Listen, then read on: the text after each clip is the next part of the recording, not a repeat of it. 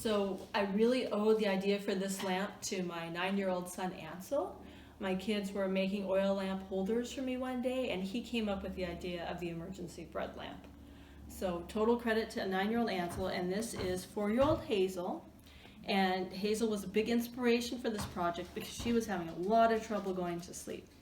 And when we switched from our bright LED overhead lights at night to our lamps, she went to sleep like 3 hours earlier. I mean, she was getting out of bed until 11. It was really hard.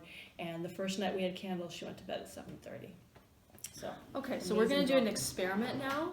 How to make an olive oil lamp with things you already have in your house. And this would be great if you had a power outage and you didn't already have olive oil lamps, or if you want to get your olive oil lamp tonight and you don't have your equipment yet. So I don't recommend this lamp long term because you will get a little bit of a burning bread smell, but again, it's good for emergencies. So I'm going to take an end piece of a piece of bread. I'm going to take some off of that, and I have a pyrex. Now when you're doing experimental olive oil lamps, it's really good to use a pyrex because a pyrex is harder to break. So if you accidentally had the flame touch the edge of your pyrex, you're a lot less likely to get it to shatter than if you were using a cup. So I'm going to use my tweezers, and I'm just going to make a little hole in the center of the piece of bread.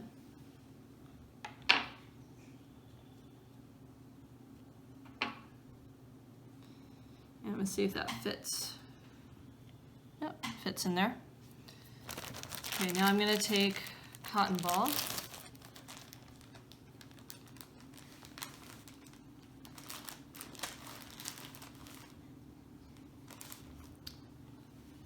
I'm going to tear some cotton off.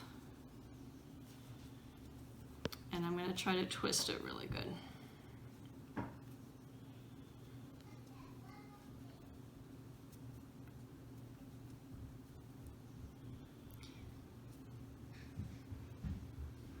Twisting this as tight as I can.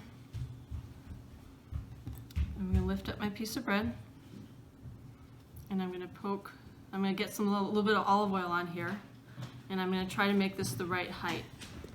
So the piece of bread is allowing for a barrier between my wick and my oil, which is really, really important to get this to work well without smoking.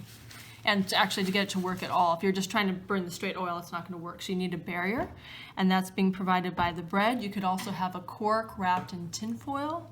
That'll work too. Okay. And then I got the wick down into the oil. Okay, so I'm going to try to adjust that. This might smoke a little bit, and we'll see. And we expect it to be hard to light. Okay, let's see what happens.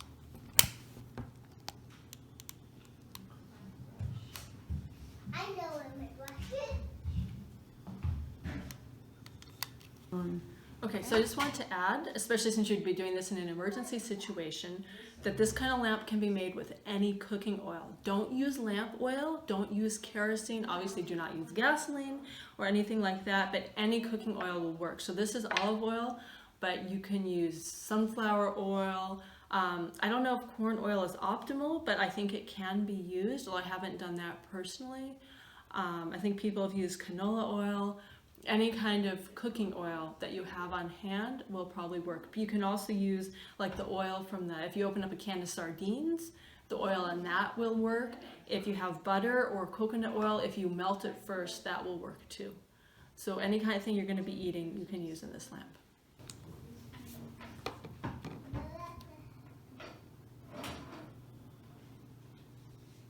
All right, so far so good. Okay, so a quick emergency olive oil lamp using a piece of bread and a cotton ball.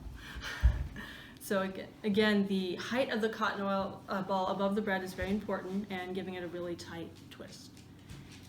And the pyrex. So when this burns for a long period of time, you probably will start getting the bread to burn a little bit. So that's why this isn't a good everyday lamp.